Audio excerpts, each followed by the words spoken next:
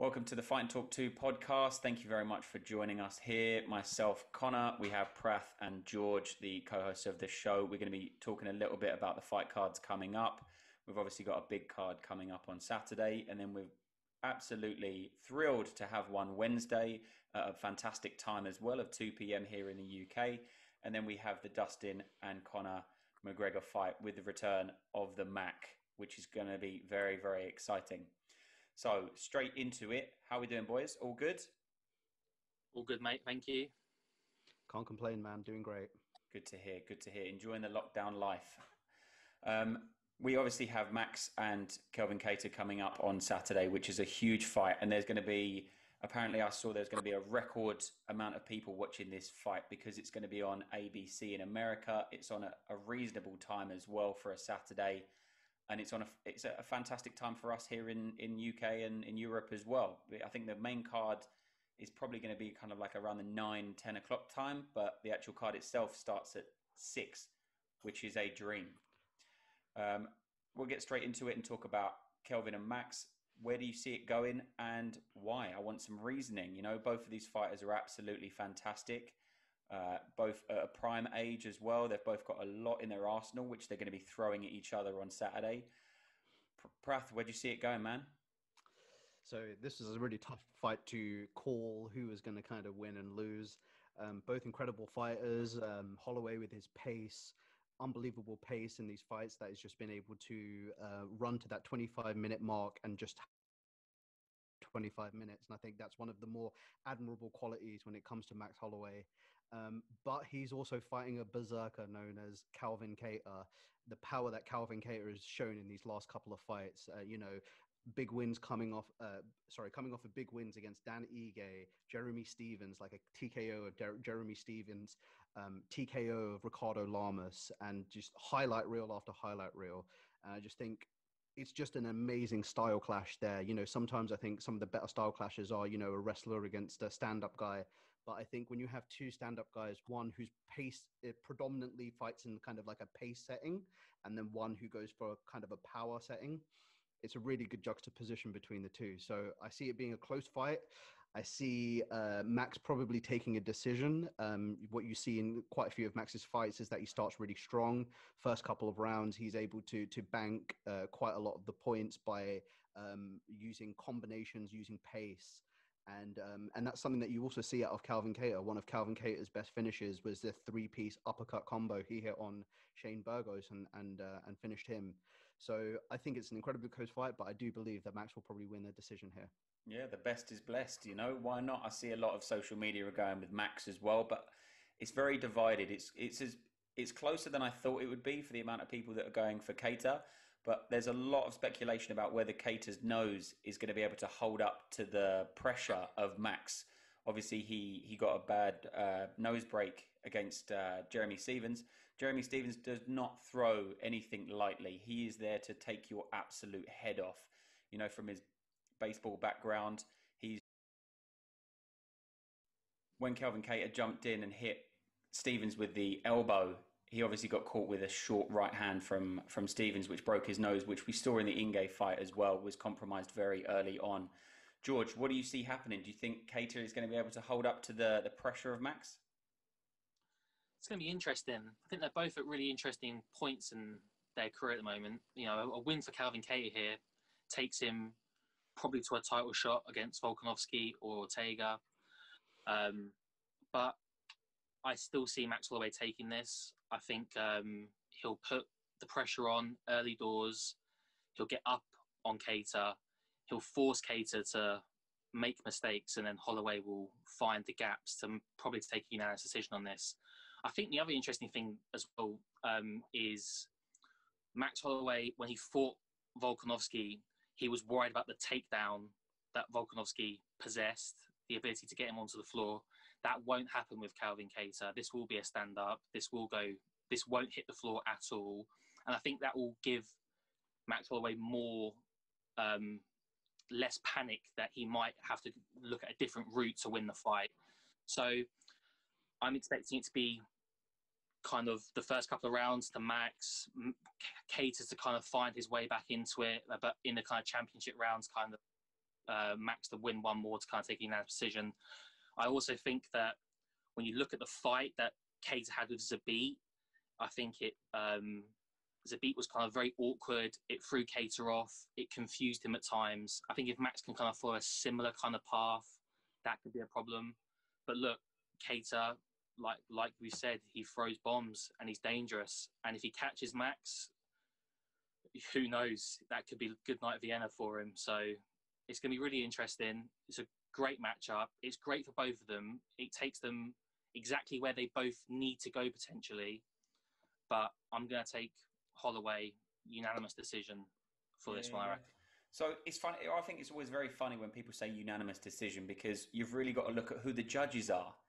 You know, and if it's a stand-up bout, the judges might see it and might respect it a little bit more because they are predominantly ex-boxing judges. Whereas if it does hit the ground, for instance, are they going to pay as much attention to it?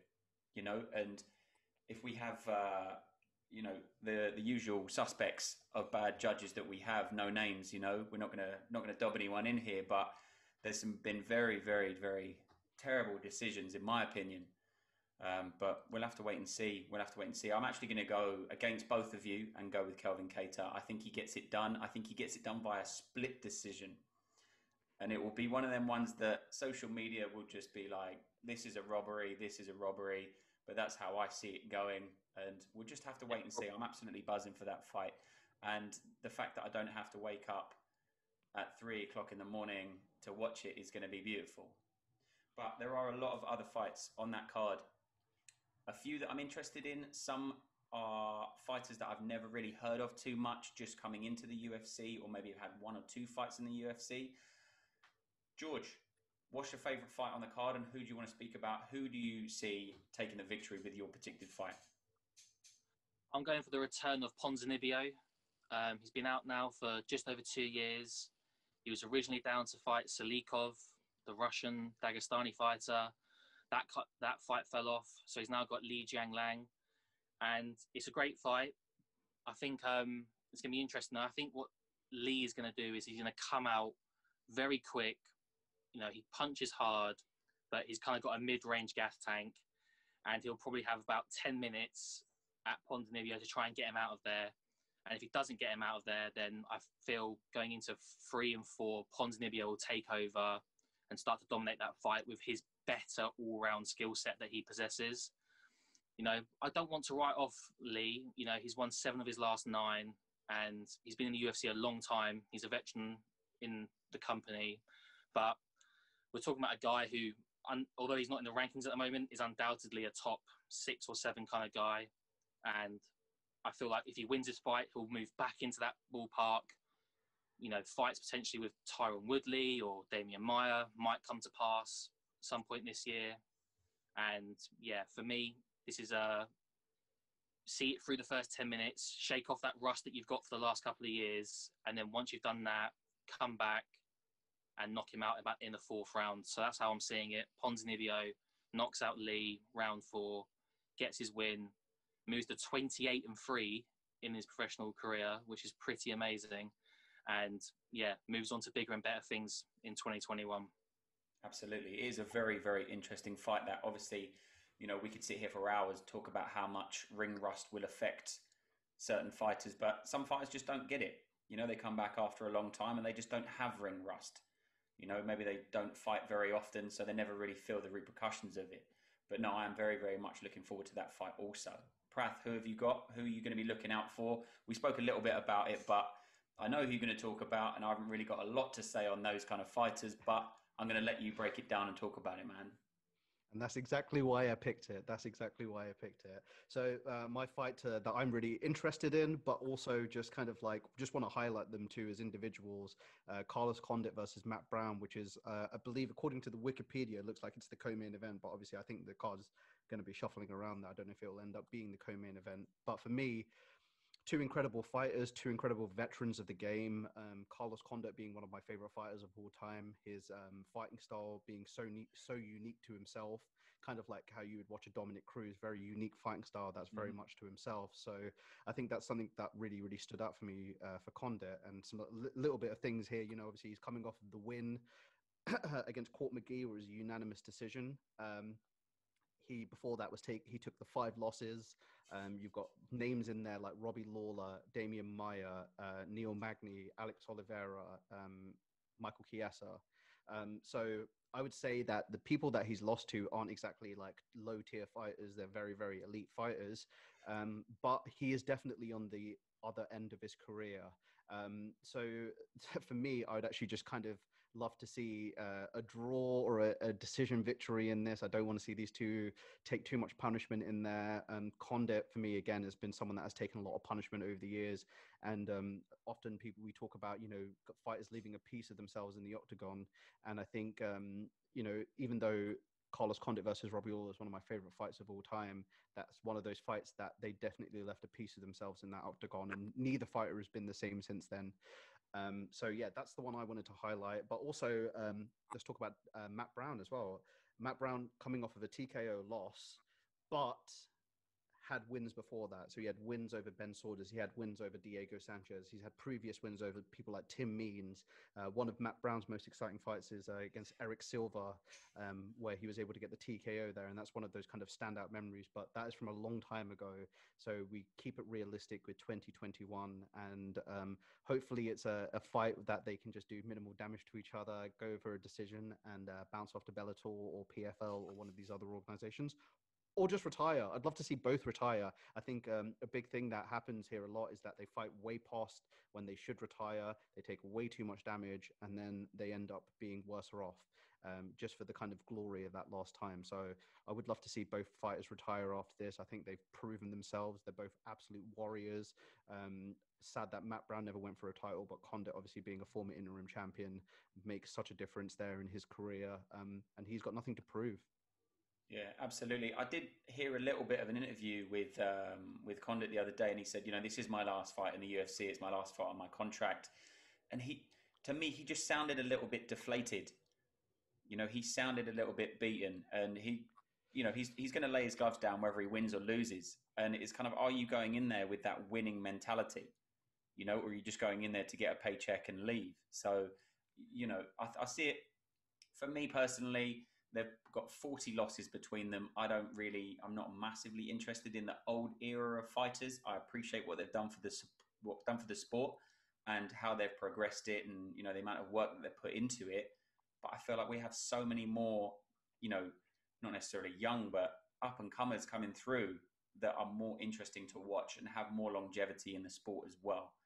I don't know if I'm this, I'm not an MMA purist, for instance, but it's one of them things, But I'm also very excited to see how it goes. As you say, I think it might go to a decision.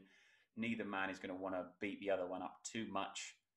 Is it going to be a ground game for either of them? Condit will probably try and pull him into guard, play around a little bit, and just see where it goes from there. But I hope it's good. And I hope.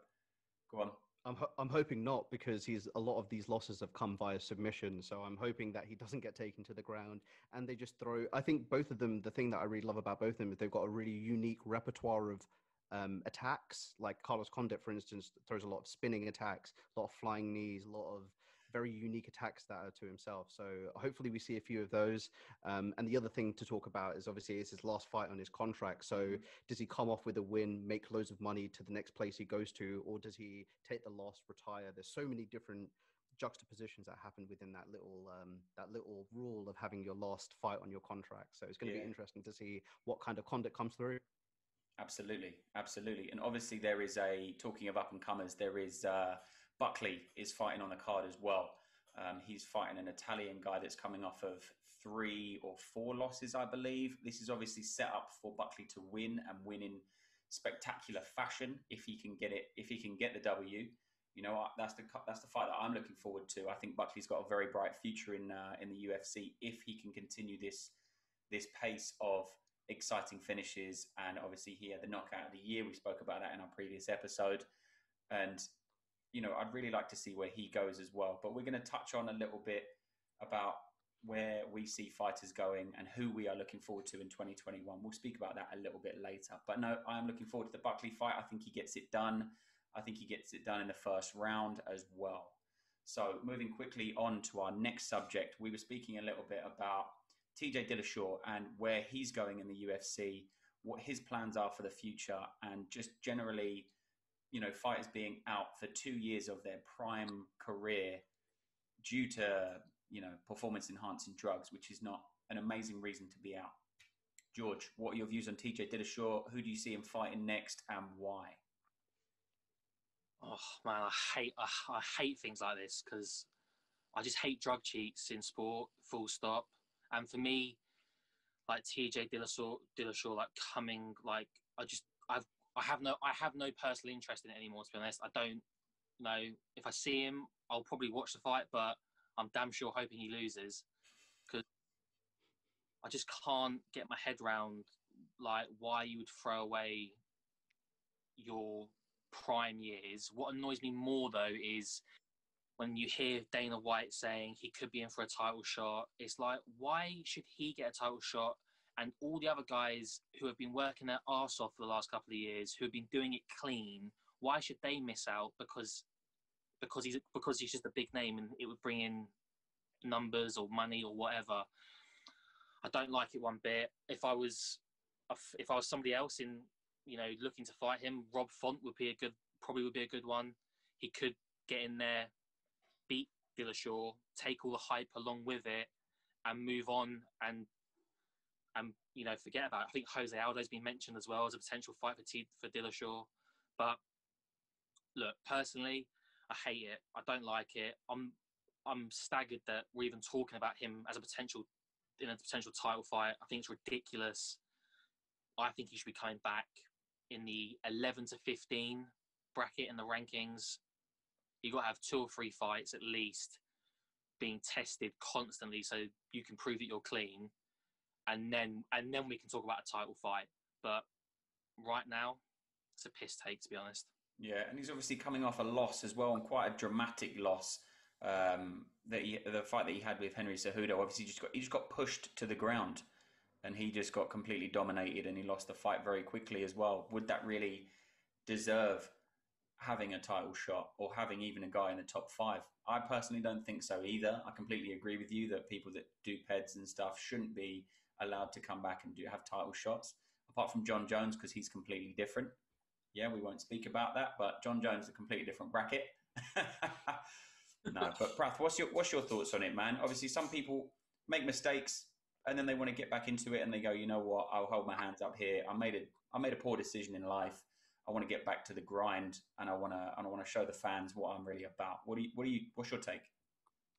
I think most people will kind of agree that benefit of the doubt in most situations is kind of a thing that we would try and forgive someone for. But when they've openly admitted to taking PEDs, in particular ones to help him get down to a weight class that he agreed to go to, I think I agree with both of you guys. And George, you actually recommended that Rob Font be the person that takes that fight against Dillashaw. Rob Font's number 5. I don't want to see him fight number 5. I don't think he deserves to fight number 5.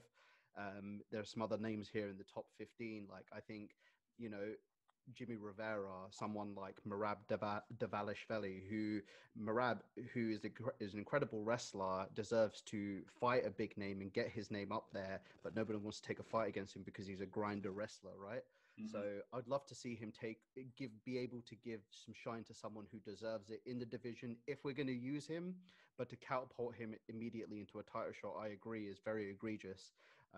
And John, it's interesting that you mentioned John Jones, because this is a thing that I like to think about as well. Was when you look at John Jones, when he had his suspensions and then came back, he would come back. He was a destroyer. He was the GOAT. He was the guy before he had the PED suspensions, and he was able to finish everyone, TKO everyone. There was no question. And then he took PEDs. He came back. And then it's decision against Ovincenz Peru.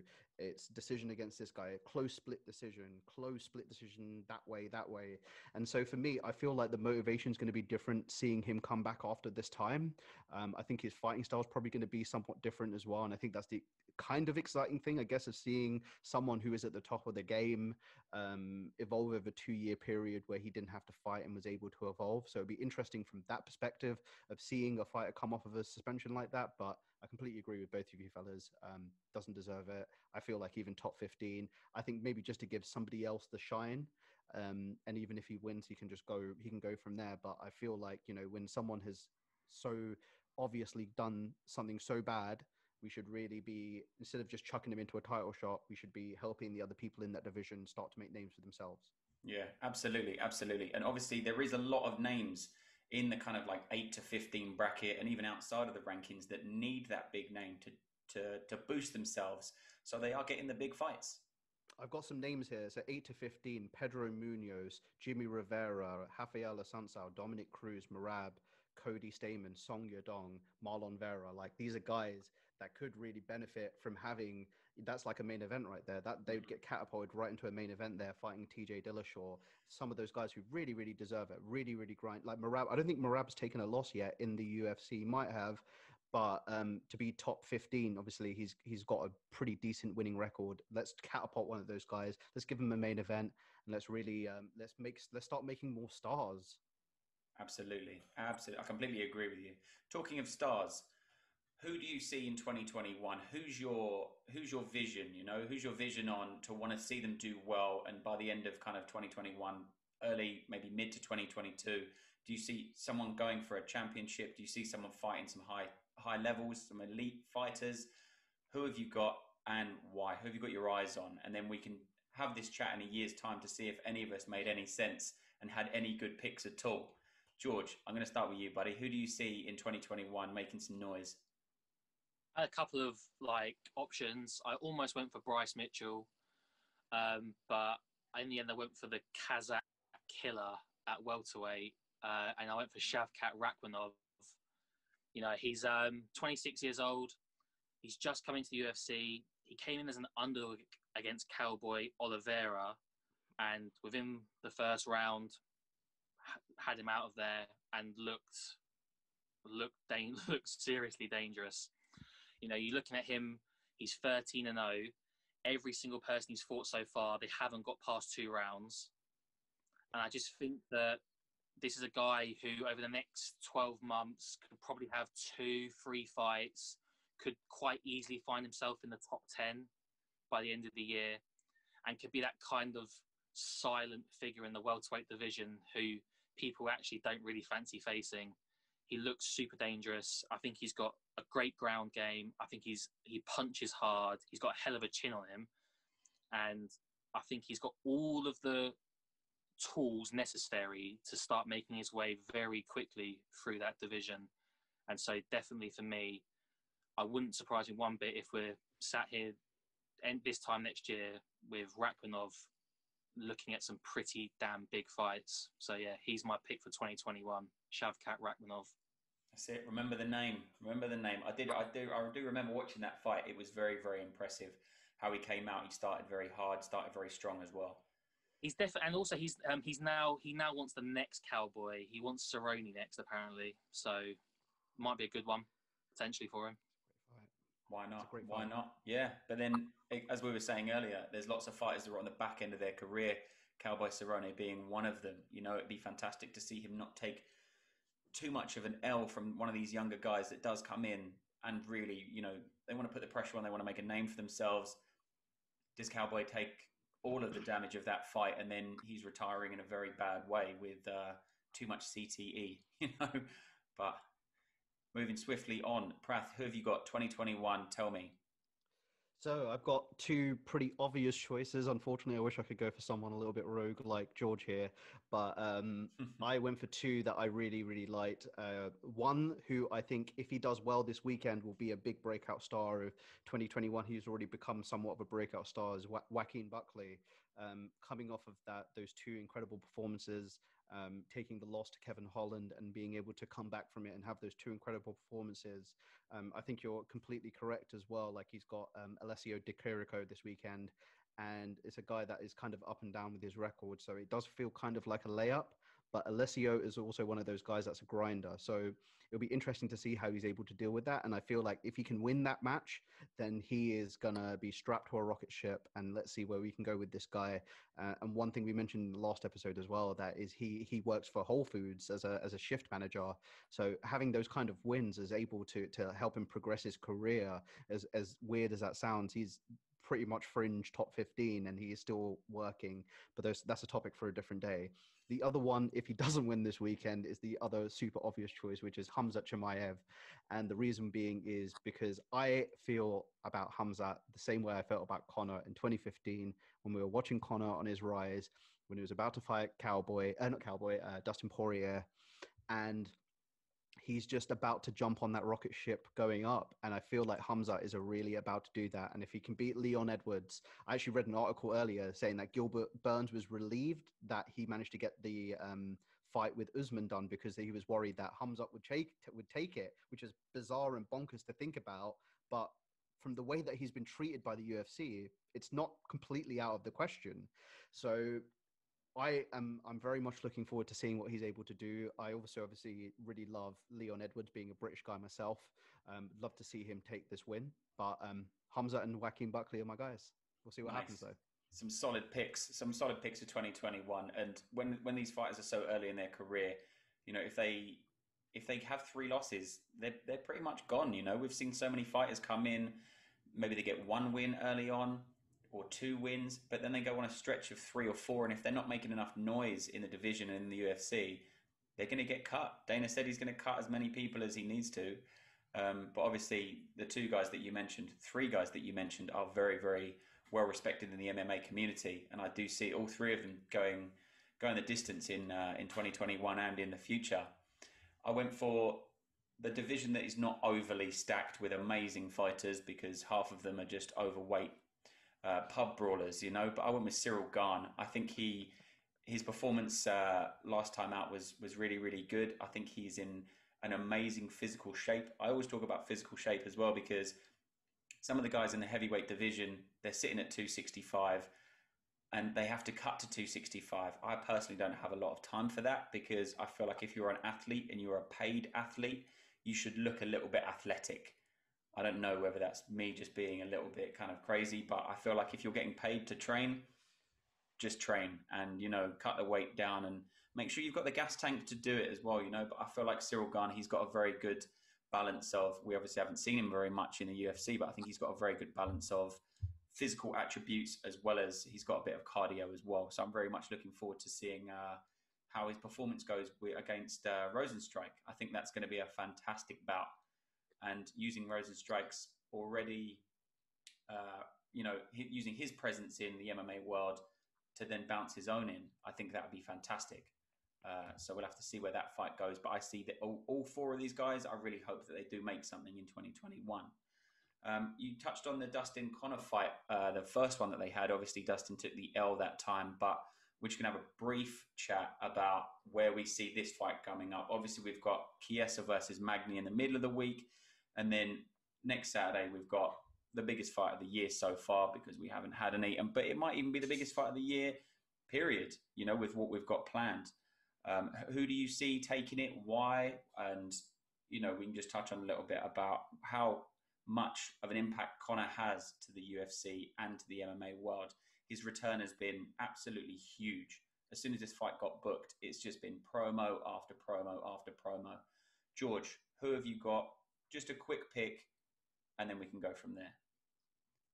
I've gone for McGregor. I think it goes the same kind of way, but I think it just lasts a bit longer. So I'm going for McGregor to finish him round 4. And when I think about McGregor, like, every day that goes past, I'm getting a little bit more excited ahead of the 23rd. Like, and by the time the 23rd comes, I'll probably explode. Because I can't deny it though. You can't, like, you get excited by him, don't you? Like, you think he's a muppet sometimes, but then you're like, you sit there and go, do you know what? Actually, this guy's a superstar, isn't he? And you just get drawn into him. And of course, look, he's Irish, so he's, you know, although we're English, you know, we take him as our own. And for me, it just, like, away from it, like the last couple of years, I've been pretty, like, pissed off with McGregor. Like, he's gone off and, you know, he's made his money and fair play to him and all this kind of, and it's fantastic. But when you hear people talk about McGregor now, it sounds like the McGregor from the Aldo, from the Eddie Alvarez time. It sounds like he's fully back in. He's all aboard the MMA train and he's ready to go. And if that is the case, then I am all aboard it as well. So yeah, McGregor to win, and I hope he's in for a really big year. I'd love to see him wrap around the belt at some point this year. Absolutely. It's a very stacked division as well. So as soon as he does get the belt, there's going to be a lot of hands clawing at him to try and get it out of his grasp, you know. Prath, what have you got? Love both fighters. Obviously, we culturally kind of take Conor McGregor under our wing, as watching his rise in 2015 was some of the best things you'll ever see in sports. Just the way that he was able to take that pressure and perform no matter the circumstance. I think that's kind of what separates Conor from a lot of these main event fighters. And obviously because of where he's from, we do definitely have a soft spot for him. I think we have a different opinion than the American fans as well, where we do look at a lot of the behaviors and admonish him for it, but obviously give him the props for being the fighter that he is. Dustin Poirier is, again, one of my favorite fighters. Just amazing everywhere, able to be on the ground and do well in the standing positions, doing incredible as well. Rewatched the Dan Hooker fight that got uploaded. I think it got uploaded yesterday or today, and it's just, God, what a phenomenal fight. And just both of them going absolutely back and forth. Second round, Dustin Nidding getting finished and just coming back and winning those later rounds. Like, he's got heart. And he's changed a lot. And you could hear in a lot of the interviews that he's taken over the last while that taking that loss to Conor really changed his life and made him a better fighter, made him a more confident fighter. And you can see that after he took that loss to Conor, he became a completely different fighter. He took a couple of losses here and there, but he's been mostly winning in most of these fights, and his skill level's just kind of gone through the roof. So I'm going to go with the hipster pick here and say Dustin Poirier. I think Dustin Poirier could maybe win if he can maybe last those first couple of rounds. You know, Conor said he's going to come and KO him in 60 seconds. And if he can last the shots, then good for him. We'll go from there, kind of thing. I do think he can last those shots. And I think that the fact that he's been in the octagon quite a lot recently, as opposed to Conor, obviously Conor just taking that one fight and Dustin fighting a little bit more regularly will kind of pay a little bit of dividends for him. So I'm gonna lean Poirier by decision. Yeah, nice. Solid effort as well. But a decision, so you think it's going to go the whole 25 minutes? You think it's going to be a slugfest, or do you think it's going to be one of these chess matches where they're kind of going point for point? I think it's going to be a slugfest at the start. I think if the first 60 seconds isn't a slugfest, we're going to all be disappointed. But I do believe the finesse and the technique that Dustin brings to the table from his evolution over the years, I believe will really allow him to be more composed in those situations where he's under fire. And I think that's where you really saw it in that Dan Hooker at the end of the second round. He said that he got really hurt, especially from the knee. He took a knee in that last combination in this end of the second round. Mm-hmm. And he said that's what really, really hurt him. And he was able to keep composed, get through the rest of that round, and then get through the rest of the fight and win. So I'm hoping that Dustin's able to last the shots. And if not, again, it's Conor. I'm stoked to see Conor win. I think, again, he's one of those guys that the British people just absolutely love.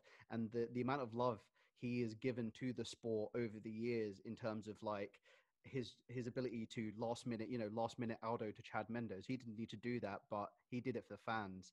And so you can't hate him. Some of his actions outside of the octagon are terrible. Same with John Jones. Outside of the octagon, actions are terrible. But when he's in there, he's one of the best. Same with John Jones. He's one of the best. And so I'm excited to see two elite lightweight, the deepest division in the UFC, easily the deepest division in the UFC. To see two of the most elite guys go at it is going to be an absolute spectacular fight. So very much looking forward to it. Absolutely, man. Absolutely. And we will break down the fight and the whole card, or a few picks on the card, and have a few little other topics that we're going to talk about before that fight as well. We're also going to do a little breakdown of the Chiesa Magny fight. Just to touch on what both of you said, I am equally as excited about the Dustin and Poirier fight. I think, you know what, I'm going to sit on the fence here and go, you know what, I'm just happy as a fan to see these two guys go at it again. I don't care who wins. I don't care who takes it. I don't care what round. I just hope it is the fight that we all want it to be. You know, because there's so much hype around this fight, and I really hope that it lives up to everything. You know, if it is a 10-second KO, it will be fantastic for either fighter to get that, you know, and the whole of this. The social media is just going to go crazy. Whoever wins, social media is going to go mad. UFC is going to go mad, and it's just going to be a crazy, crazy fight to kick off the year, you know. But we will get to that, you know, in the later days. One last thing I just wanted to discuss with you guys while we have these last couple of seconds was, did you guys see the face-off between Holloway and Kattar today? And just some of your quick thoughts on that. I did. I think, you know what? I think Holloway looked a little bit tired. He always struggles with the weight cuts anyway, but I think he does look very, very drained. And but I thought Kattar looked really good. Kattar looked confident. He looks like he's on weight. He's set to be on weight. I think that for me solidified my reasoning to go with Kattar as well. What about you, George? Yeah, incredibly respectful, but there's killer mentality in both of them. They're both ready to go for me. They look ready to go. So, yeah, bring it on. 2 days to go now. Can't wait. Thank God it's back. Been away for 3 weeks, so bring it on. The time. I love respectful killers. I love that. They are. That's what it is, isn't it? It just looks at each other going, look, fair play. I respect your craft, but I'm going to kill you. Absolutely, man. Absolutely. Well, we're going to stop it there. Thank you very much, everyone, for joining us. We do greatly appreciate it. We'll have another episode in the coming days. Just have a little bit of a breakdown of the fight afterwards to see if we made any good decisions, and then we'll be flowing out episodes over the coming weeks, breaking down every fight, post-fight, pre-fight. Any topics anyone wants to talk about, drop me a line at Fightingtalk2. And then, yeah, thank you very much for joining me, boys. It's been great to chat to you, and we'll see everyone soon. Thank you very much.